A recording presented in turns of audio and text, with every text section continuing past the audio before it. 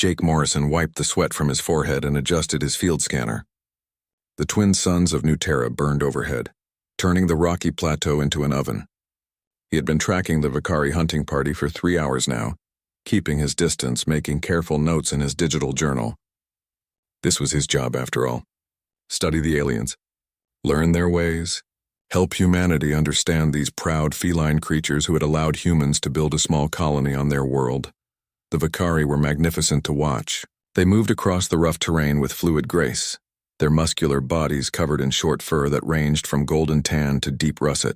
Each stood nearly 7 feet tall, with retractable claws and eyes that could spot prey from incredible distances. They were born hunters, and they knew it. To them, humans were soft, weak things who hid behind technology because they lacked true strength. Jake had spent 3 years on New Terra, longer than any other xenobiologist. He had learned to speak passable Vakari, had memorized their customs, had even earned a measure of respect from some of the older warriors. But he was still an outsider.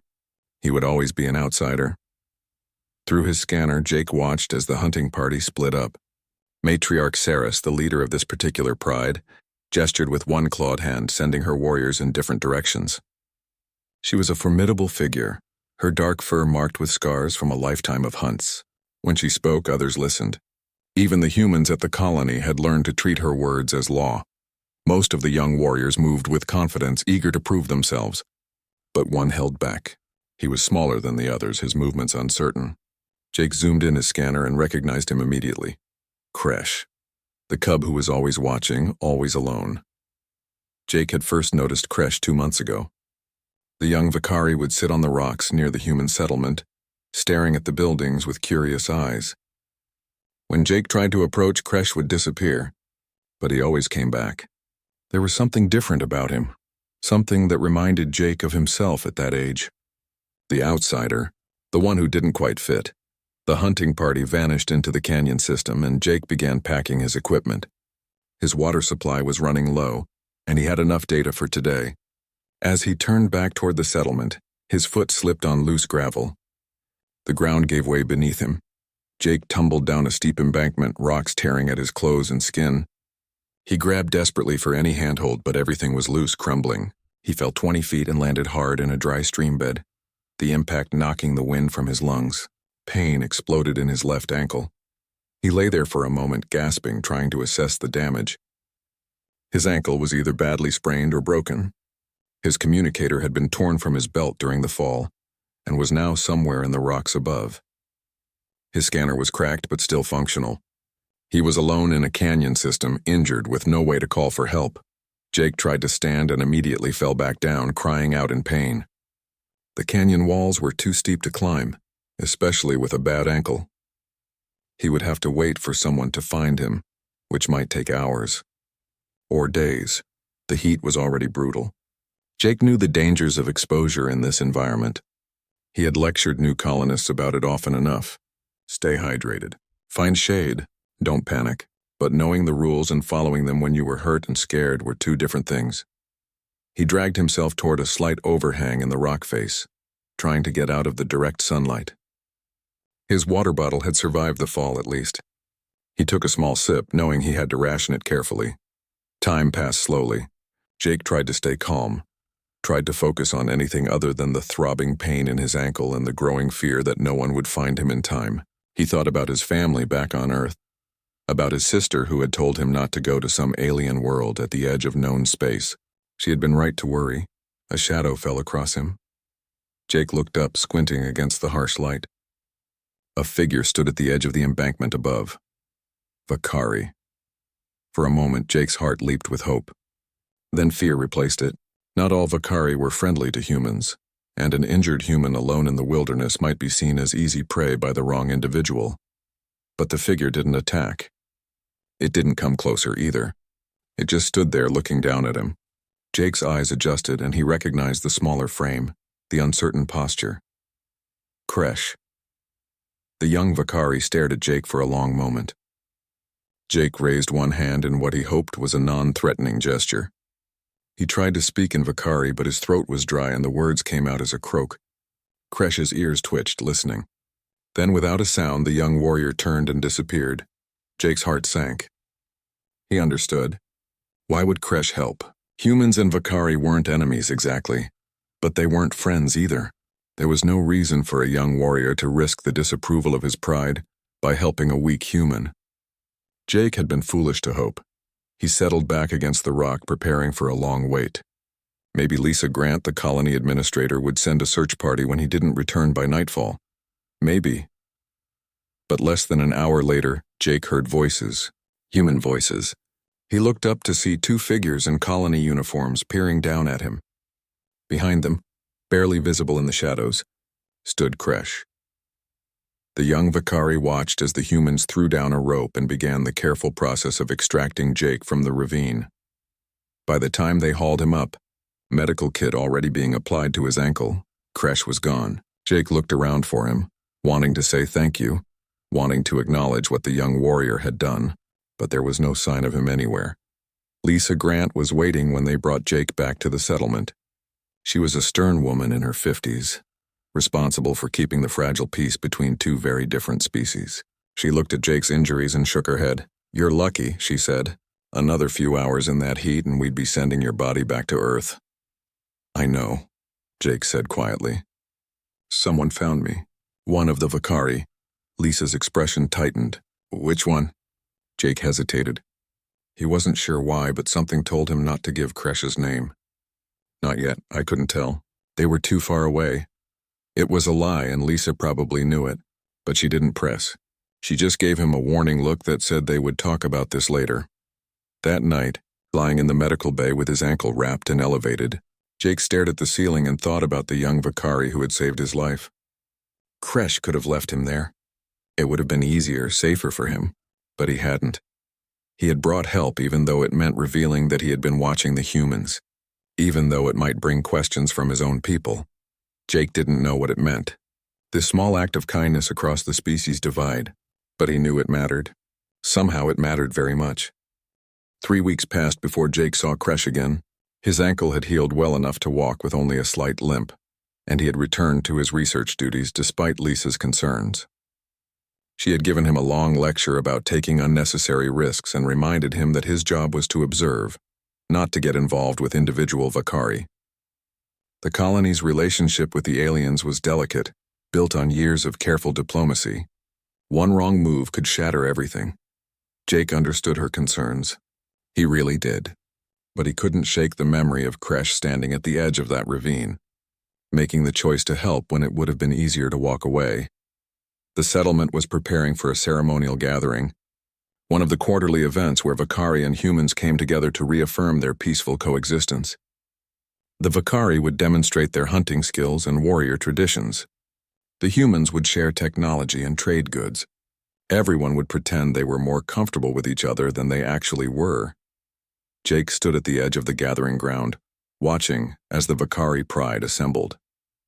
Matriarch Sarah sat on a raised platform, her dark fur gleaming in the afternoon light. Around her stood the senior warriors, each bearing scars and trophies from years of successful hunts. And in front of them, separated from the adults, stood a group of younger Vakari, the cubs who were ready to become warriors. Kresh was among them. He stood at the end of the line, smaller than the others, his posture uncertain. The other young warriors jostled each other with confident energy. But Kresh remained still, his eyes downcast. Theron, an older Vakari warrior who served as liaison to the human colony, moved through the crowd. Jake had worked with him often over the past 3 years, and had earned something resembling friendship from the scarred veteran. Jake caught his attention and gestured toward the young warriors. "What's happening?" Jake asked in carefully pronounced Vakari. Theron's ears flicked with something that might have been amusement at Jake's accent. "The trial of first blood," he said, switching to heavily accented English for Jake's benefit. "The young ones will hunt alone in the crystal canyons. They must return with proof of a kill, canyon stalker minimum. Then they become warriors, full members of the Pride." Jake watched Kresh, noting the tension in the young Vakari's shoulders. What happens if they fail? Theron's expression darkened. Shame, exile sometimes. Better to die in the attempt than return empty-handed. Has anyone in this group attempted before? Theron followed Jake's gaze to Kresh and made a sound low in his throat. "The small one. Kresh," He has tried twice before. This is his final chance. 3 failures and he will be cast out. No pride will take him. Jake felt his chest tighten. That seems harsh. It is our way, Theron said simply. The pride must be strong. Weakness cannot be tolerated. He paused, studying Jake with eyes that saw more than most humans realized. You show interest in this one, why? Jake chose his words carefully. I study all of your people. That's my job. Theron made a sound that might have been skepticism but said nothing more. The ceremony began. Matriarch Saris rose to her feet and silence fell over the gathering. She spoke in the formal dialect of Vakari, her voice carrying across the open ground. Jake's translator struggled with some of the archaic terms, but he understood the essence. Honor, courage, strength. The young warriors would prove themselves, or they would fail. There was no middle ground. One by one, the young Vakari stepped forward to receive their challenge. Each was given a specific hunting ground in the vast canyon system. They would leave at dawn and had 3 days to return with their kill. No weapons but what they could carry. No help from anyone. When Kresh's turn came, Jake noticed the subtle reactions from the crowd. Some of the other Vakari looked away. Others watched with what seemed like pity or contempt. Kresh approached the matriarch with his head low, his movements stiff with tension. Saris looked down at him for a long moment before speaking. Jake couldn't hear her words, but he saw Kresh flinch. When the young warrior returned to the line, his shoulders were even more hunched than before. After the ceremony ended, Jake approached Theron again. What did she say to him? The old warrior hesitated. She reminded him this was his last chance. She told him not to shame her pride again with failure. Jake felt anger flare in his chest. He's just a kid. Why does she have to be so hard on him? Because she is matriarch, Theron said, his tone patient but firm. She must think of the pride first. A warrior who cannot hunt is a burden. Our world is not kind to the weak. That evening, Jake found himself unable to rest. He kept thinking about Kresh, about the weight of expectation and the fear of failure. He understood those feelings too well. As a young student, he had failed his first xenobiology exams. His professors had suggested he choose a different path, something more suited to his abilities. But he had persisted, studied harder, tried again, and eventually he had succeeded. But Kresh didn't have the luxury of multiple attempts. 3 strikes and you're out. It seemed cruel to Jake, though he understood it was not his place to judge another species' customs. He walked through the settlement, too restless to sleep. The night air was cool, a relief after the day's heat. At the edge of the human perimeter, where the lights gave way to darkness, Jake stopped. A figure sat on the rocks there, silhouetted against the stars. Kresh. Jake approached slowly, making no attempt to hide his presence. The young Vakari's ears swiveled toward him but didn't look up. For a long moment, neither of them spoke. Jake wasn't even sure what to say. How do you offer comfort to someone from a completely different culture? Someone who might not even want comfort? Finally, Jake sat down on a rock a few feet away. He didn't look at Kresh directly. Sometimes, he had learned, humans made too much eye contact for Vakari comfort. I failed my first big test, Jake said quietly, not sure if Kresh could understand his English. When I was studying to do this job, everyone said I wasn't good enough, that I should quit. He paused, gathering his thoughts. But I tried again. And again. Eventually I passed. Kresh remained silent, but his ears were angled toward Jake, listening. I know it's different for you, Jake continued. Your people have different rules. But I want you to know that I understand what it feels like. Being the small one, the one who doesn't fit, having everyone expect you to fail. Jake pulled off the simple bracelet he wore, a gift from his sister before he left Earth. It was made of braided leather and colored thread, nothing fancy. He held it out toward Kresh. In my culture, we give gifts to people we care about, for luck, for friendship. He set the bracelet on the rock between them. I don't know if it means anything to you, but I hope you succeed tomorrow. Kresh finally looked at him. In the dim light, Jake couldn't read the expression in those alien eyes. But something passed between them, some moment of understanding that transcended species and language. Then Kresh reached out and took the bracelet. His clawed fingers examined it carefully before he tied it around his own wrist. He looked at Jake once more, and though he said nothing, Jake thought he saw gratitude there. The young Vakari stood and disappeared into the darkness, heading back toward his pride's camp. Jake remained sitting on the rocks, staring up at the unfamiliar stars, hoping that a small gesture of friendship might somehow make a difference. But he also remembered Theron's words about the canyon stalkers, about the danger of the trial. And he knew that hope and reality were often very different things. Dawn came too quickly. Jake stood at the window of his quarters, watching as the young Vakari warriors gathered at the settlement's edge. They carried simple weapons, traditional blades and spears, nothing more. Pride and custom demanded they rely on their natural abilities, not advanced technology. Kresh stood among them, and Jake could see the bracelet still tied around his wrist. The young warrior's posture was straighter today, his movements more purposeful. Perhaps their conversation had helped, or perhaps Kresh had simply accepted whatever fate awaited him in the canyons. The warriors departed as the first sun crested the horizon, spreading out in different directions toward their assigned hunting grounds. Within minutes, they had vanished into the rocky landscape. Jake watched until even the dust from their passage had settled. He should go to his lab, review his research notes, work on his quarterly report. That's what Lisa would expect him to do. That's what any sensible xenobiologist would do. Instead, Jake found himself gathering supplies. A small pack, water, his field scanner, a plasma pistol that he told himself was just for emergencies. He knew this was foolish. He knew he was violating every protocol, possibly risking the entire colony's relationship with the Vakari.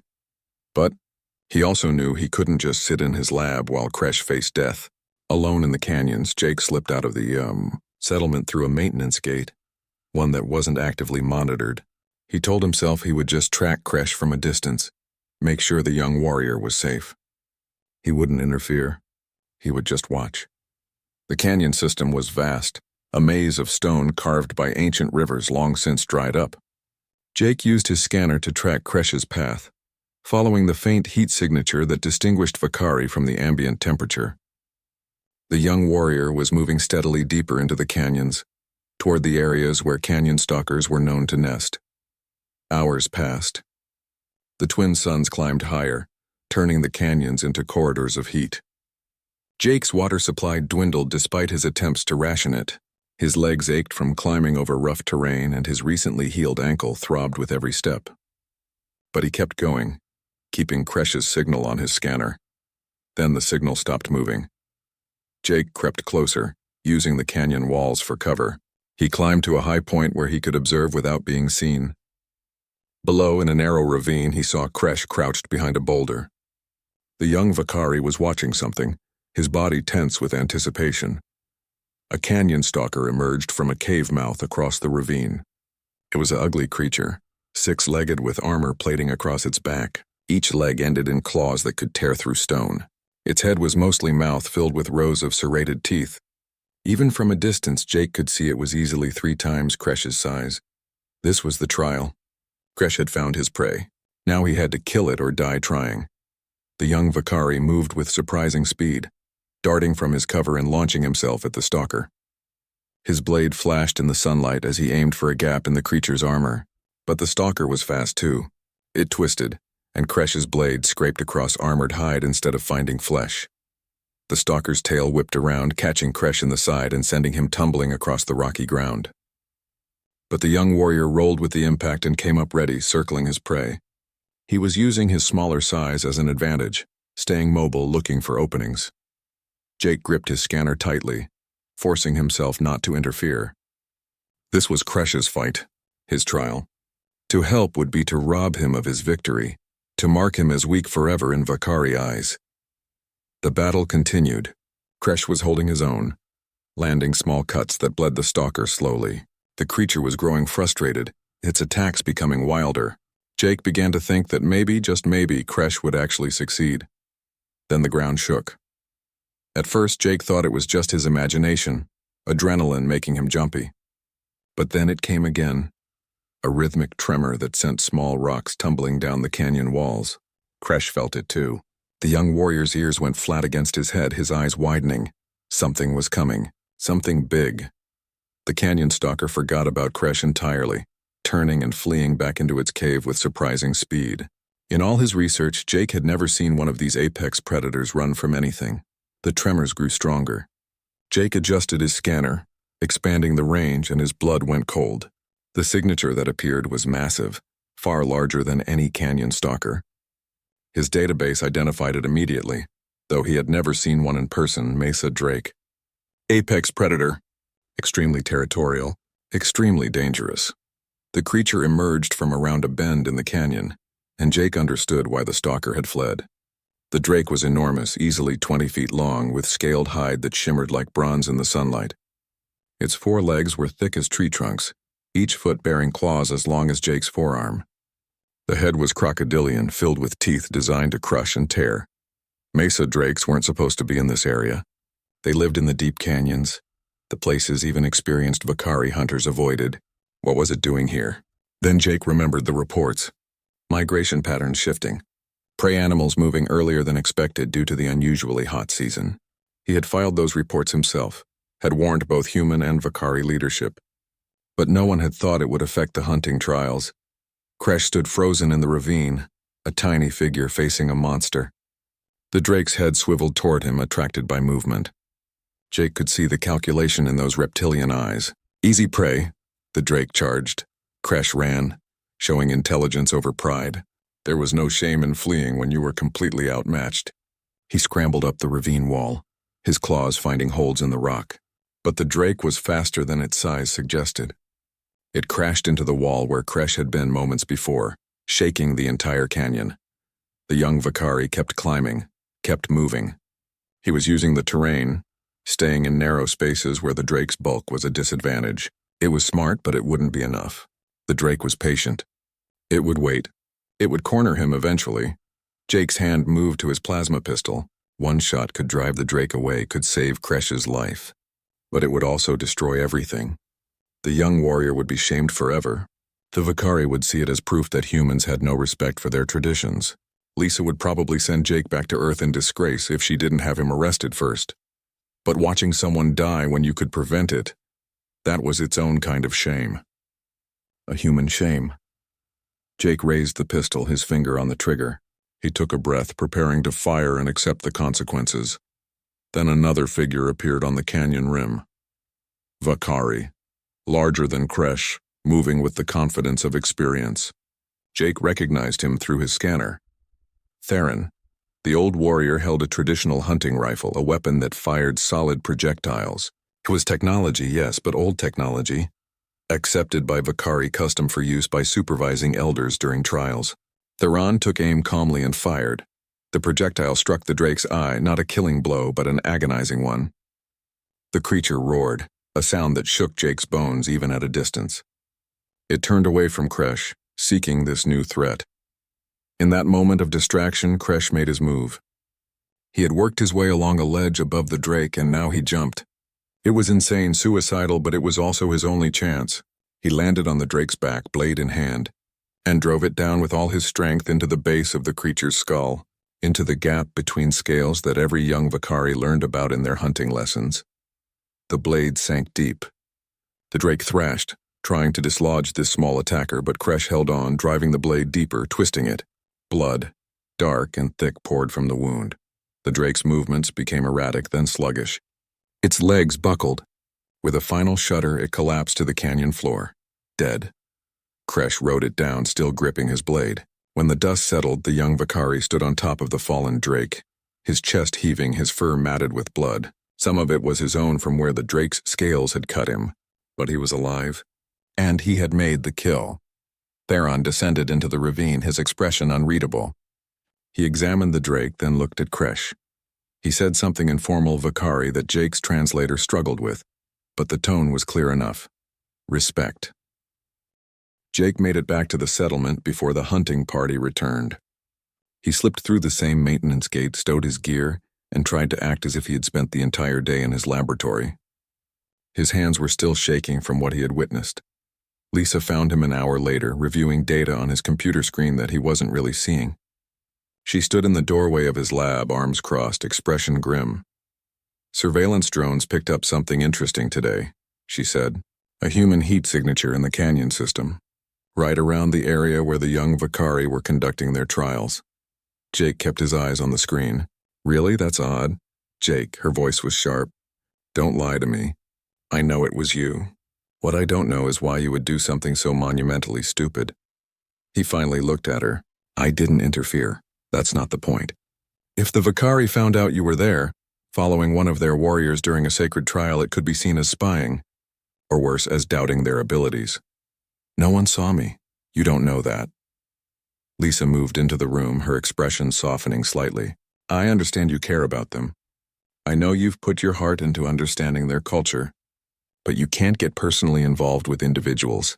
That's not how this works, Jake wanted to argue, to explain about Kresh saving him, about feeling responsible, but he knew Lisa was right. He had crossed a line.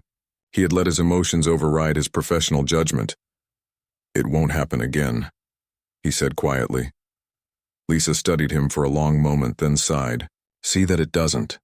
We're here to observe and facilitate peaceful coexistence. Nothing more. After she left, Jake tried to focus on his work, but his mind kept returning to the canyon, to Kresh standing atop the fallen drake, blood and dust covering his small frame, to the look on Theron's face, that expression of surprised respect. The hunting party returned as the second sun was setting.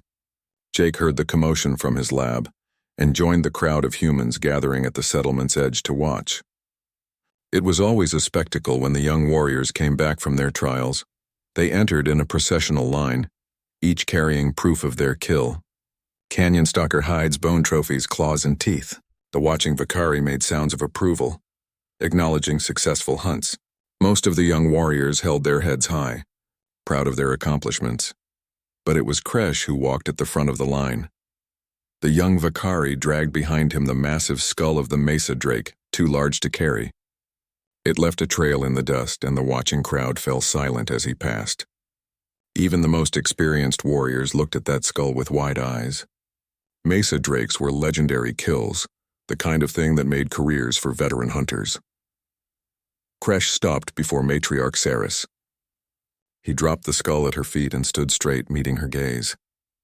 The matriarch rose from her seat, moving forward to examine the proof of kill. She circled it slowly, her clawed hand running over the drake's massive teeth, the puncture wound at the base of the skull where Kresh's blade had struck true.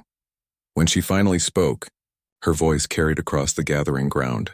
Jake's translator gave him the words, "The small one has brought down a giant. Let no one question his courage again. Kresh is a warrior of this pride." The Vakari erupted in approval, their voices rising in a traditional hunting cry. Even some of the humans clapped, caught up in the moment. Jake saw Theron standing among the elders, his expression satisfied. The old warrior caught Jake's eye across the crowd and gave a small nod of acknowledgement.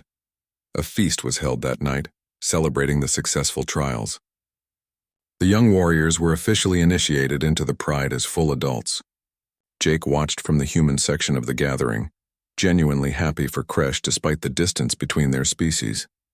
This was the end of their story, Jake thought. Kresh had proven himself. He would take his place among the warriors, and their brief connection would fade into memory. It was better that way. Cleaner. Less complicated. Jake returned to his quarters late, exhausted from the day's stress and emotional turmoil. He fell asleep still thinking about bronze scales and blood-soaked fur. Morning light woke him. Jake groaned and rolled over, planning to sleep for another hour at least. Then he heard voices outside his door. Surprised voices. Some shocked, some excited. Jake dragged himself out of bed and opened the door, prepared to tell whoever it was to come back later. Then he saw what was waiting on his doorstep. A haunch of meat, carefully butchered, wrapped in large leaves. It was fresh, still slightly warm. On top of it lay a single claw, black as obsidian, as long as Jake's hand. A mesa drake claw.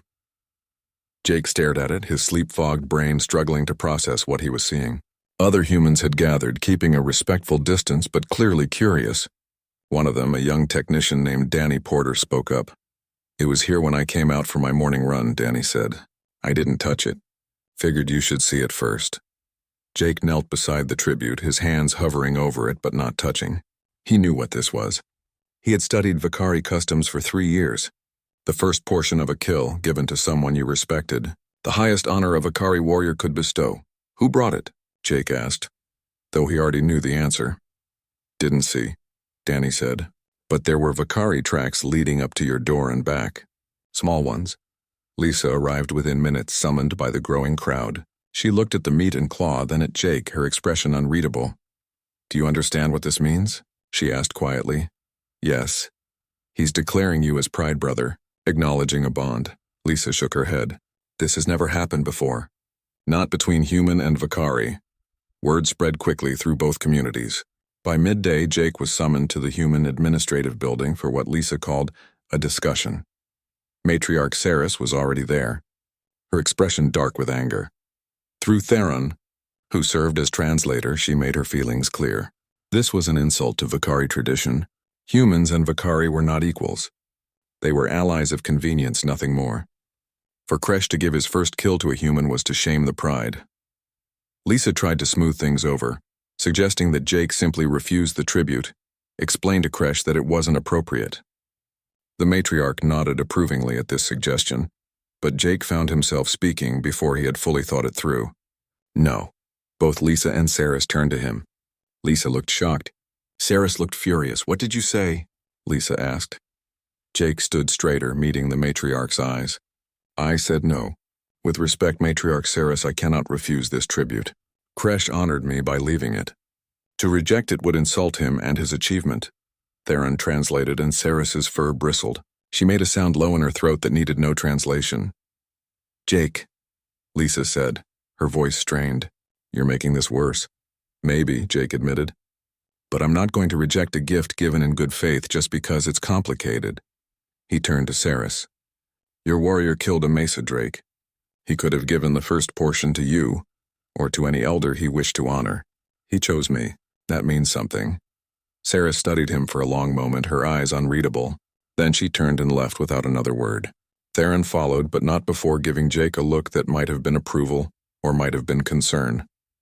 Lisa waited until they were alone before speaking.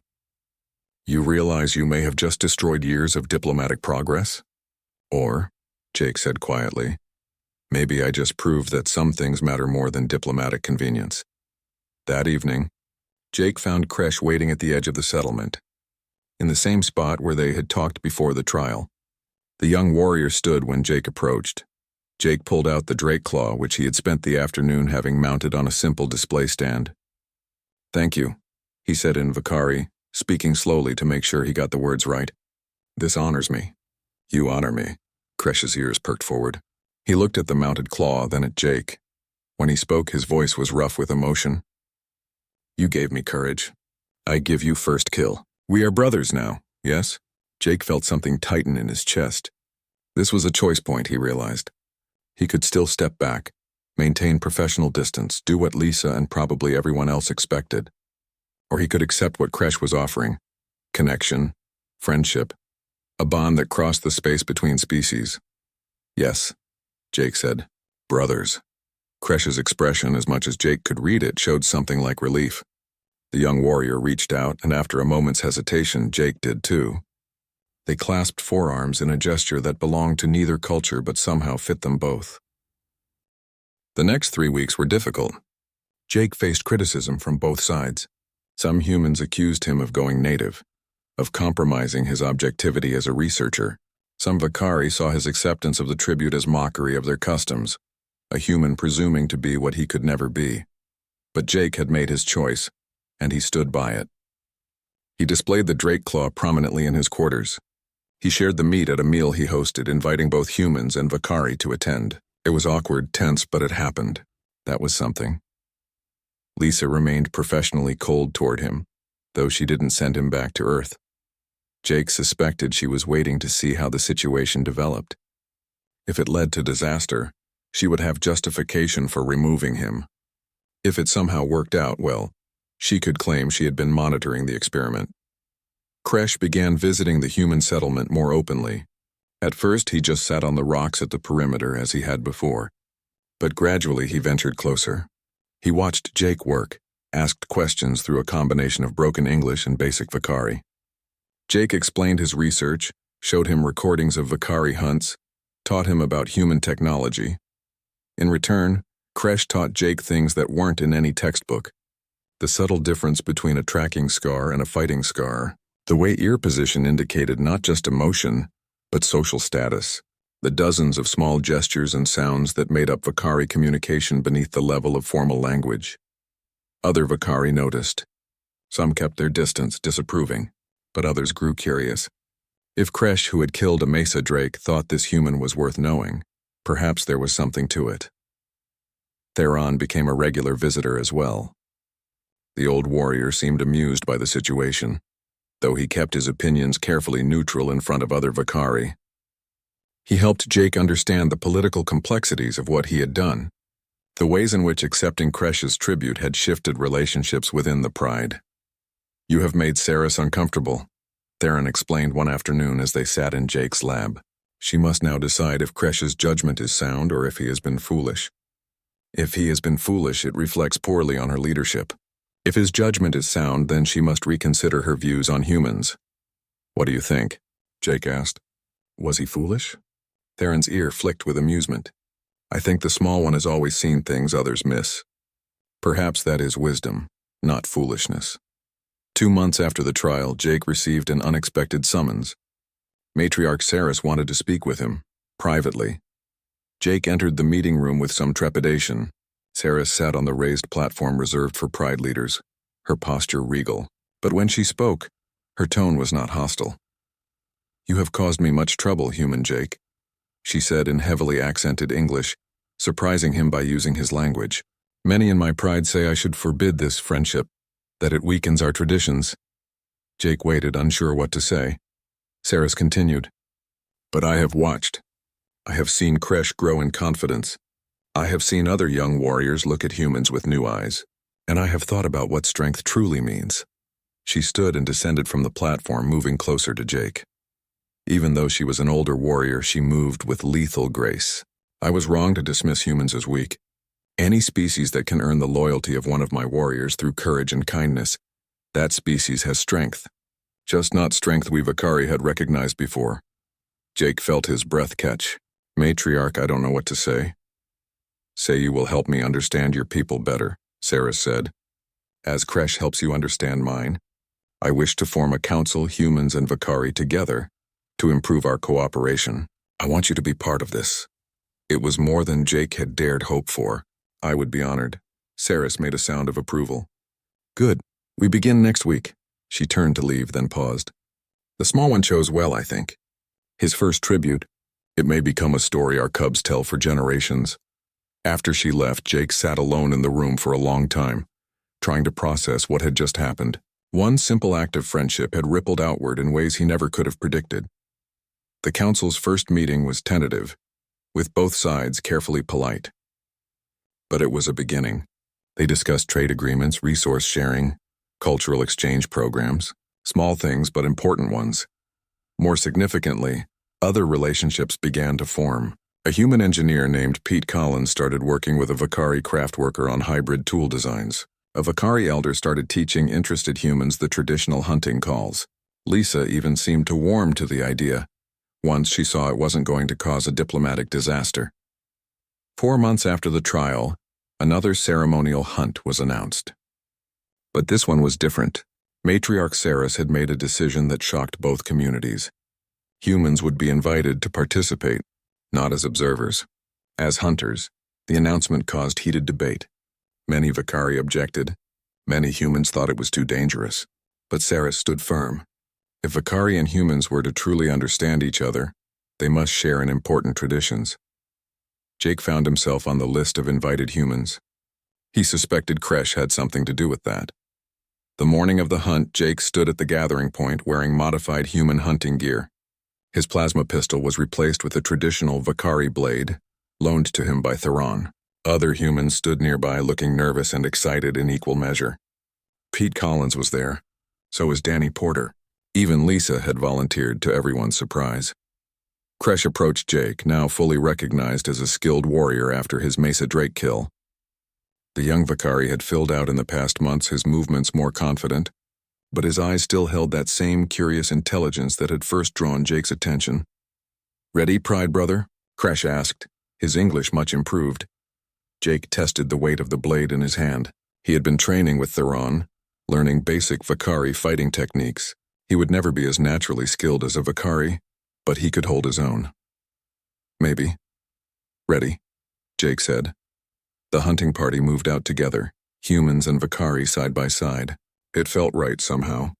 They spread through the canyons in mixed groups, experienced Vakari guiding less experienced humans. Jake and Kresh stayed together, as did Lisa and Theron.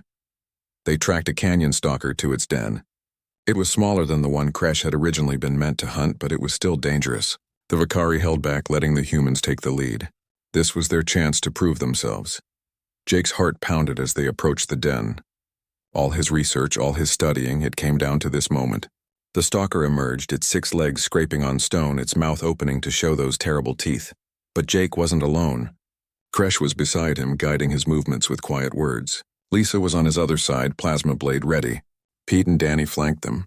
Human and Vakari working together. The hunt was not elegant. Humans lacked the natural grace of Vakari warriors. But what they lacked in grace, they made up for in determination and teamwork. They coordinated their attacks, used their different strengths. When the stalker finally fell, it was a shared victory. As they stood over the kill, breathing hard, Jake looked around at the mixed group. Vakari and humans exhausted and exhilarated together. This was what peace really looked like, he thought. Not treaties signed in comfortable rooms, but shared struggle and shared triumph. That evening, the feast was different from any before. Humans and Vakari mingled freely, sharing stories of the hunt. Jake watched as Pete showed a group of young Vakari warriors how human communication devices worked. He saw Lisa deep in conversation with Saris, the 2 leaders actually laughing together. Kresh found Jake near the edge of the gathering. The young warrior held 2 cups of fermented juice, a Vakari drink that humans had learned to tolerate. He handed one to Jake. "What are we drinking to?" Jake asked. Kresh thought for a moment, then raised his cup. "To first kills, and second chances, and to brothers who are not born, but chosen." Jake raised his own cup, touching it to Kresh's. "To bridges built across impossible distances." They drank, and Jake looked out over the gathering. Other hunters were sharing their own toasts, human words mixing with Vakari. The boundaries between the 2 groups were blurring, not disappearing but becoming something new. In the distance, Jake could see the canyon system where this had all begun, where Kresh had saved his life, where a young warrior had killed a drake, where a simple act of kindness had started something that neither of them could have predicted. Jake thought about the future. There would still be difficulties, still be misunderstandings. Culture didn't change overnight. But they had proven something important, that different species could find common ground. That strength came in many forms. That sometimes the bravest thing a warrior could do wasn't killing a monster, but extending trust to someone completely unlike themselves. Months later, Jake would write in his research journal about the day Kresh left his first kill at the feet of a human. But the entry wouldn't be about customs or traditions or diplomatic protocols. It would be about 2 outcasts who became brothers, and how that simple bond had changed everything. Because in the end, that's what humanity brought to the galaxy. Not superior weapons or advanced technology, but the ability to see value in others that they couldn't always see in themselves. The courage to build bridges instead of walls. The wisdom to know that strength and